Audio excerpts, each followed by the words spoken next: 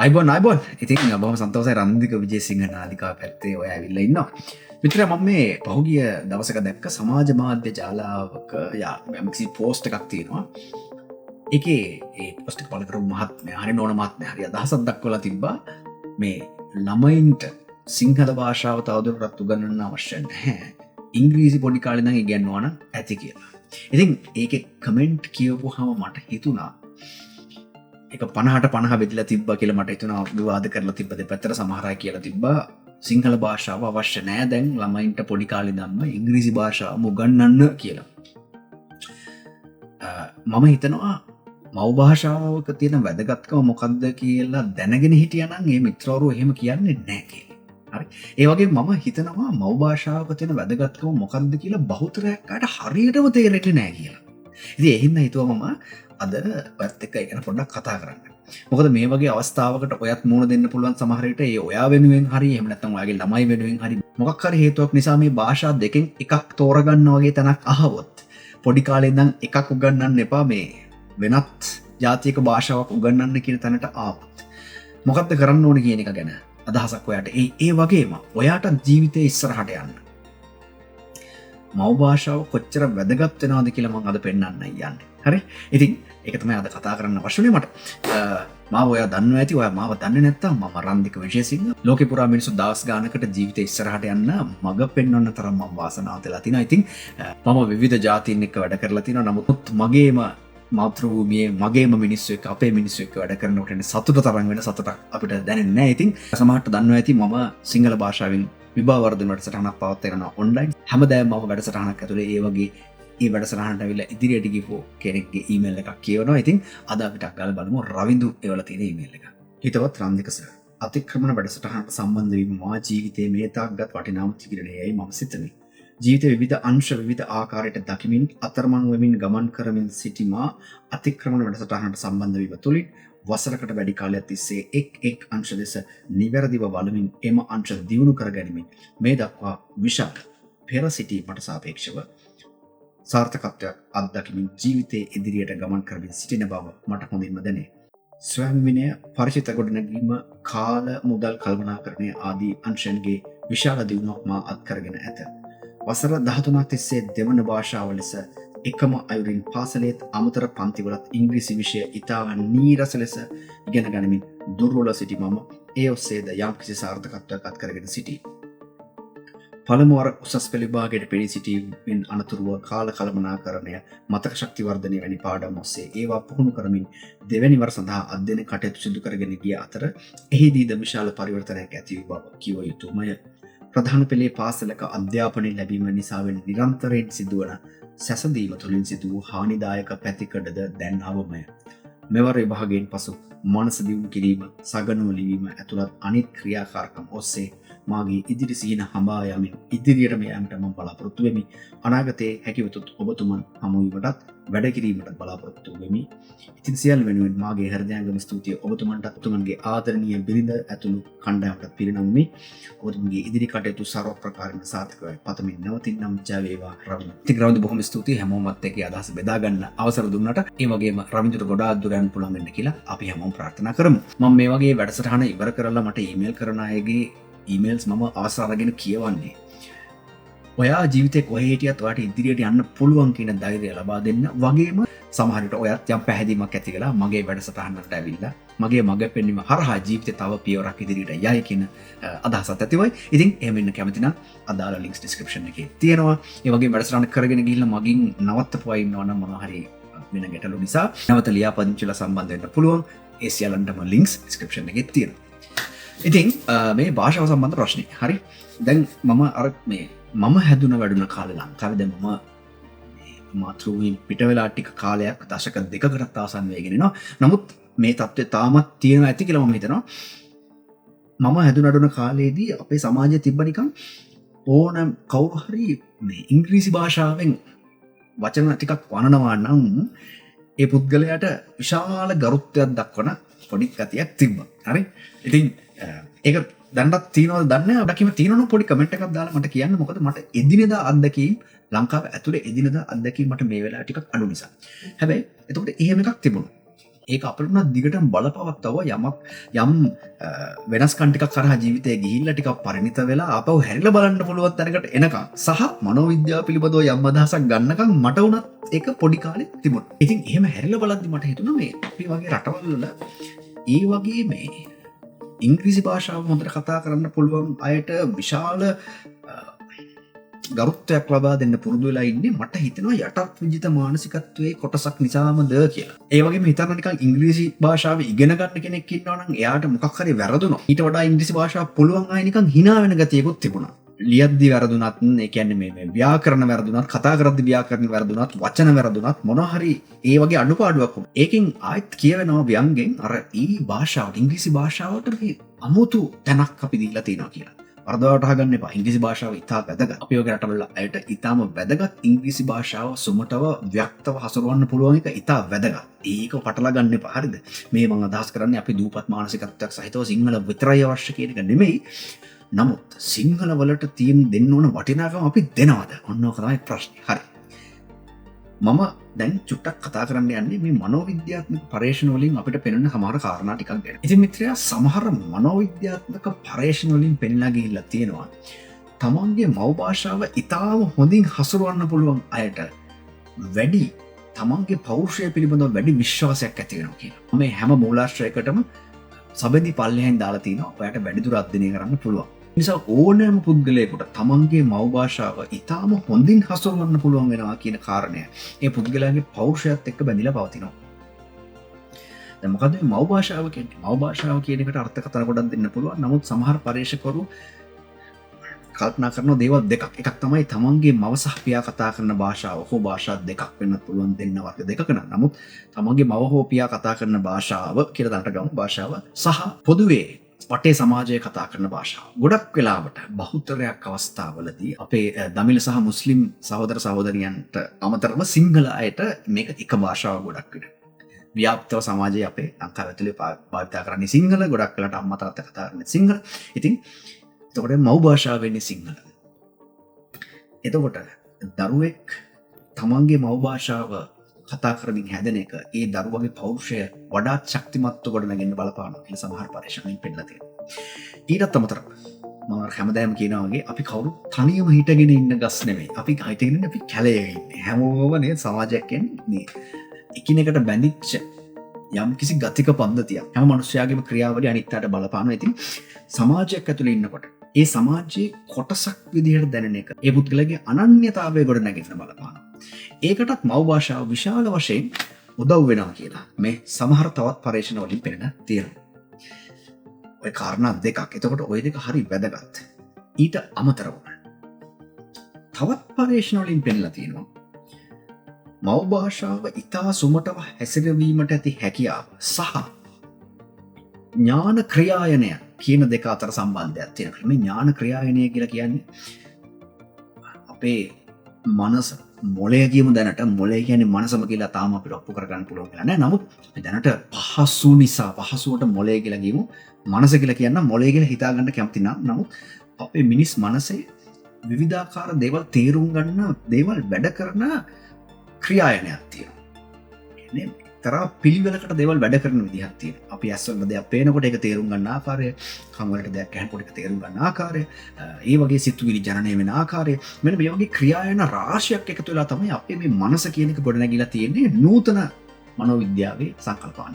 ඒක නූතන මනෝවිද්‍යාවේ සමහර පරීක්ෂණ වලින් අපිට පෙන්නලා ගිහිල්ලා තියෙනවා. මෙන්න මේ කාරණය ඊටාම හොඳින් සිද්ධ වෙනවා. වඩාත් ඔපවත්ව සිද්ධ වෙනවා. මව් භාෂාව සුමටව හසුරවන්න පුළුවන් අයගේ එහෙම හසුරවන්න බැරි අයට වඩා කියලා. තවත් එක කාරණයක්. දැන් මේ අලුත් ළමයෙකුට සිංහල උගන්වනවද කියන එකට වඩා අපි හිතන්න ඕන අපිත් මේ ගැන සැලකිලිමත්ද කියලා. මගේ මිත්‍රයා මේ ගැන සැලකිලිමත්ද? ඔයත් සැලකිලිමත්ද මේක ගැන? සිංහල භාෂාව උපවත් කර ගැනීම ගැන ඔයා සැලකිලිමත්ද? කියන්න කනගාටුයි. මම කියන්නේ ඉතාම සුළු පිරිසක් කරන්නට මම හැදුන අඩුන කාලේදී කවුරුත් සිංහල භාෂාව හොඳට කතා කරන්න පුළුවන් වෙන්න, සිංහල භාෂාව හොඳට ලියන්න පුළුවන් වෙන්න කියලා කවුරුත් ඒ ගැන අවධානයක් යොමු කරේ නැහැ.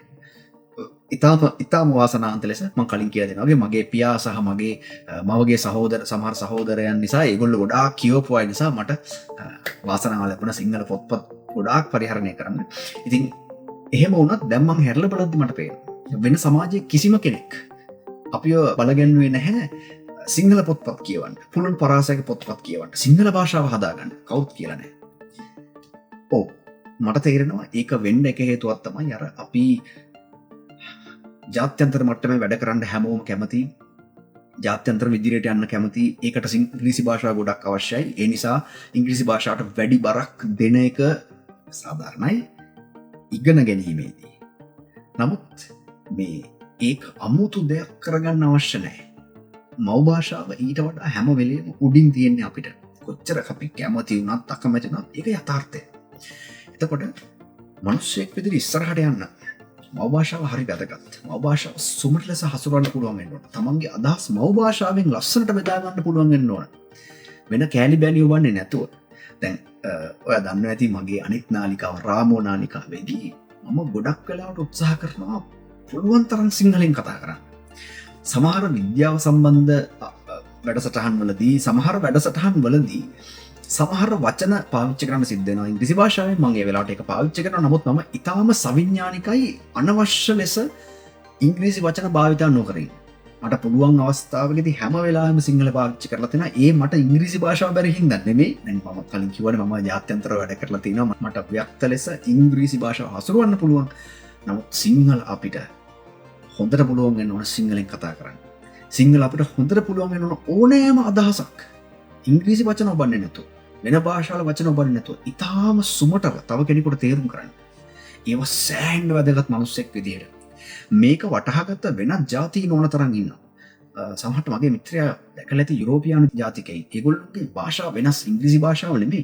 එයාලගේ රටකට ගිහිල්ලා බලන්න ඔයා ඉංග්‍රීසියෙන් කතා කරත්, සිංහලෙන් කතා කරත්, මොන භාෂාවෙන් කතා කරත් සමහරකට ඒගොල්ලෝ කෙලින්ම තමන්ගේ භාෂාවෙන් කතා කරනවා. මේ වෙලාවෙත් తాවකාලික වැඩ කටයුතු වගේ එකට මම යුරෝප රටකට ඇවිල්ලා ඉන්නේ. මට මෙහෙදිත් එක ගොඩක් දැනුණා මේ වෙන භාෂාවක් කතා කරනකොට කිසි ප්‍රශ්නයක් නැහැ. අදාළම නැහැ. අනිත් පැත්ත මිනිස්සු ඉංග්‍රීසි කතා කරත්, සිංහල කතා කරත්, මොනවා කතා කරත් ඒගොල්ලන්ට අදාළ නැහැ. තමන්ගේ භාෂාවෙන් කෙලින්ම කතා කරනවා. අර සාමාන්‍යයෙන් දැන් හිතන්න ලංකාවේ ඇවිල්ලා ඉංග්‍රීසියෙන් කතා කරොත් කවුරු හරි අපිට ඉංග්‍රීසි බැරි නම් කාට හරි ඒ පුද්ගලයා උත්සාහ කරනවානේ මට බෑ වෙන කෙනෙකුට ගෙනල්ලා මම වෙන කතා කරන්න පුළුවන් කෙනෙක් එක්කන් ඇවිල්ලා මම අදහස් හුමාරු කරගන්නම් කියලා. මේ රටවල ගොඩක් යුරෝප රටවල මම දැකලා තියෙනවා එහෙම ක්‍රම අඩුයි. ඒක තමන්ගේ භාෂාවෙන් කතා කරනවා. ඒකේ යටි පණිවිඩය කියලා මම හිතන්නේ ඔබට අවශ්‍ය නම් අපේ භාෂාව ඉගෙනගෙන අපිත් එක්ක කතා කරන්න කියන පණිවිඩය කියලා මම හිතනවා. හරි.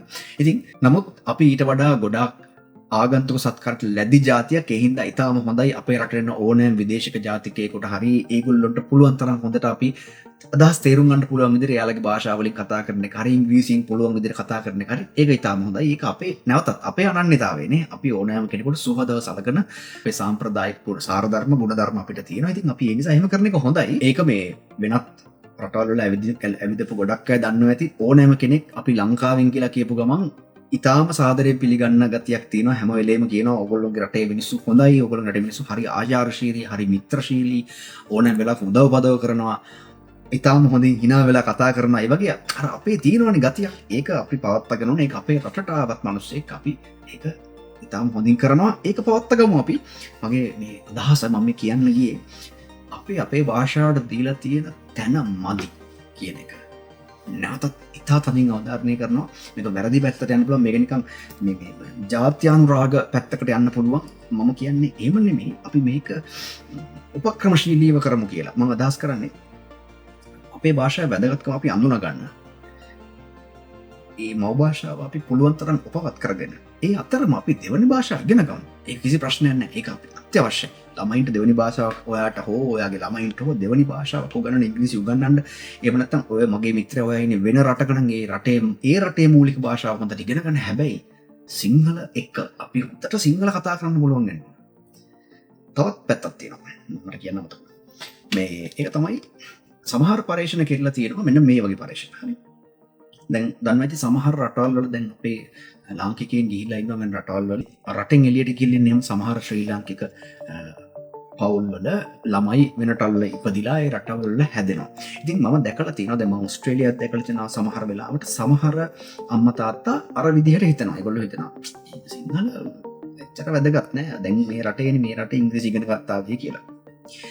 මම දැකලා තියෙනවා සමහර අනිත් අම්මා තාත්තලා මෙහෙම හිතනවා. ඒගොල්ලෝ හිතනවා ඉංග්‍රීසි කොහොම හරි ඉගෙන ගන්න කොහොමත් එළියට ගිහිල්ලා ඉංග්‍රීසි එක්ක හැප්පෙන්නට තියෙන ඉස්කෝලේත් ඉංග්‍රීසි වලින් ගන්නන්නේ. එහෙම හිතලා ඒ නිසා සිංහල හොඳට පුරුදු කරමු කියලා ගියපුවා. සමහරලාට ඒ පවුල්වල ඒ පවුල්වල දරුවගේ අත්තම්මලා දකුවත්තලා එහෙම සමහරලාට ලංකාවෙන් එනකොට හොඩි පොත් එහෙම ගෙනියලා එහෙමත් උගන්නනා ඉන්නවා. ඉතින් ඉතාලම හොඳට වැඩේ කරන සමහර අය මම කියන්නේ මේ එතකොට මේ සමහර පරීක්ෂණ කරලා තිනවා. මට එකක් මතකයි මේක කරලා තියෙන ලංකාවේ අය කියන්නේ නමුත් චීන සම්භාවයක් සහිත සිසුන්ගේ කරලා තියෙන මට මතක විදිහට මේ ඒගොල්ලෝ කරලා තිනවා ඒ වර්ග දෙකෙන් කොයි ළමයිද පාසලේදී වැඩි දස්කම් දක්වන්නේ කියලා. ඉතින් නැවතත් පෙන්නලා දිනවා මව් භාෂාව ඉතාම හොඳින් හසුරවන්න පුළුවන් ළමයි.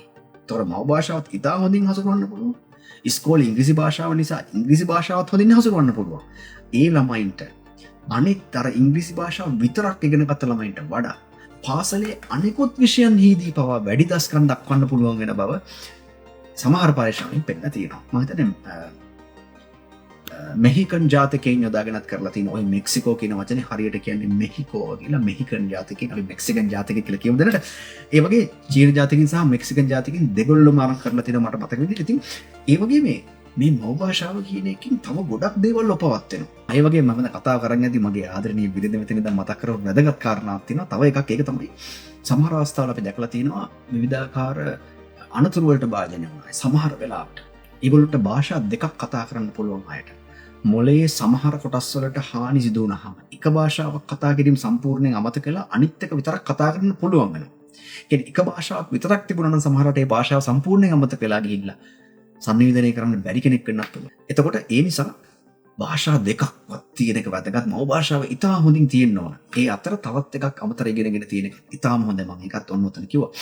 තව පුංචි කාරණයක් මම කියන්න. මේක මම පෞද්ගලිකවත් වෙන්න එකක්. මේක ඔයාට උදව් වෙයි ඉස්සරහට. ජාත්‍යන්තරව වැඩ කරනවා නම් ඉස්සරහට ගිහිල්ලා ජීවිතේ. දැන් මම වැඩ කළේ ගොඩක් වෙලාවට බටහිර ජාතිකයින් එක තමයි මට තරඟ කරන්න වෙන්නේ. මගේ ශාස්ත්‍රය තුළ විභව වර්ධනය කියන ශාස්ත්‍රය තුළ.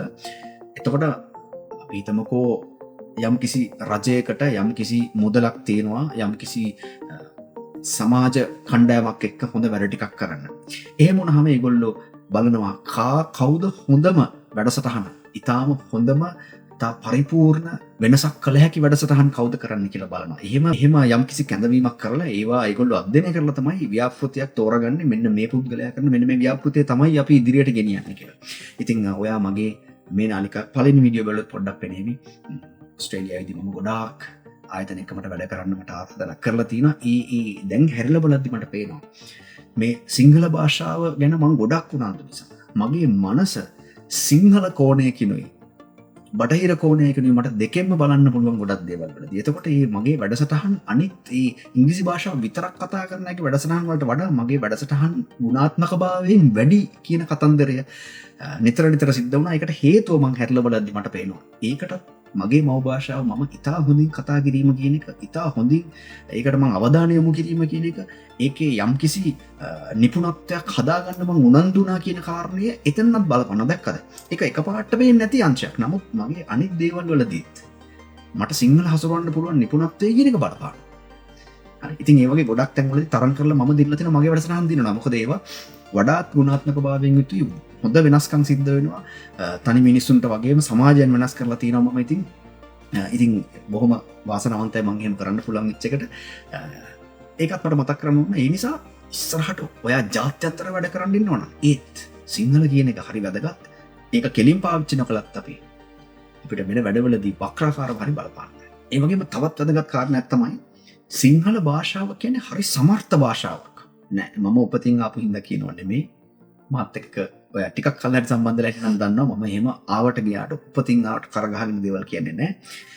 සමර්ථ භාෂාවක් කියලා කියන්නේ හැම භාෂාවම එක වගේ සමර්ථ නැහැ දේවල් සංනිවේදනය කරන්න. බලන්න අපේ භාෂාවෙන් ගොඩාක් දේවල් ඉතාසුමටව පැහැදිලි කරන්න පුළුවන්. මම අර කිව්වා වගේ එහෙම බැරි භාෂා තියෙනවා.